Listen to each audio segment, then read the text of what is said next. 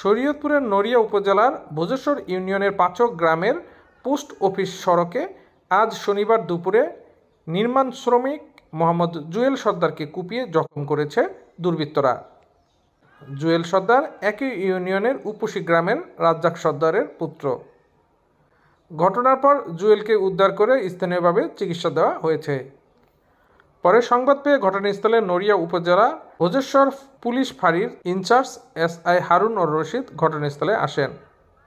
ভুক্তভোগী জুয়েল সর্দার ও তার স্বজন ও স্থানীয় মানুষের সাথে কথা বলে হামলাকারীদের শনাক্ত করার কাজ শুরু করেছেন পুলিশ।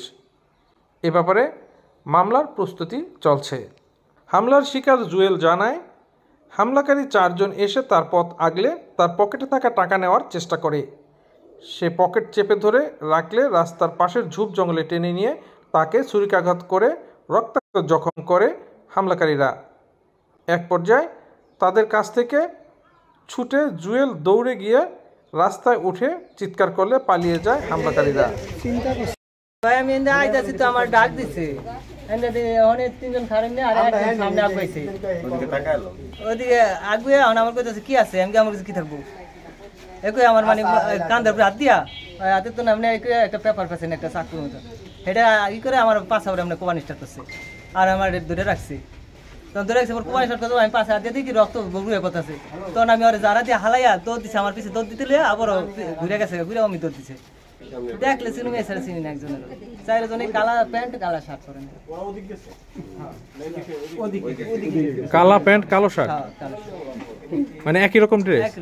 কি বলছিল আমার তোর কাছে কি আছে, আমি আমার কাছে কি থাকবো, একে কান ধরে পকড়াচ্ছি, আমি হাত দিয়ে আমি সাথে ধরে রাখছি।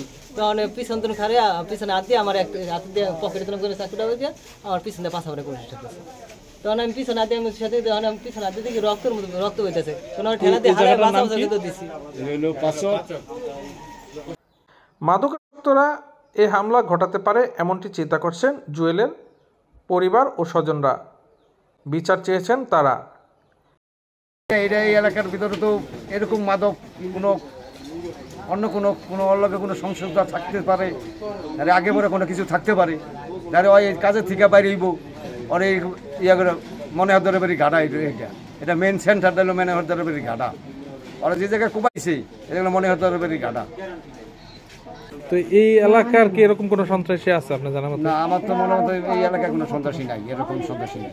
আমার ছেলে বাড়িতে না আইতে লইছে, রাস্তায় হালাই আমার উলারে ইচ্ছা মতন কুবাইয়া একটা মাঠ আছে ওখানে আমার নিতে লইছিল, তোরে দাঁড়া দিয়ে আমার পলাই গেছে, তামান শরীর রক্ত।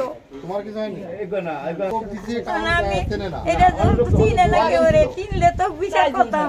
এরকম যদি চলতে থাকে তাহলে তো আমরা কোনো নিরাপত্তা না, আমরা ঘর থেকে বেরোতে পারবো না, মানে ঘর থেকে বাইরে আমাদের কোবাই মনে করেন। এখন দিনের পরিস্থিতি অনেক খারাপ, এখন এটার জন্য আমরা সুস্থ বিচার চাই।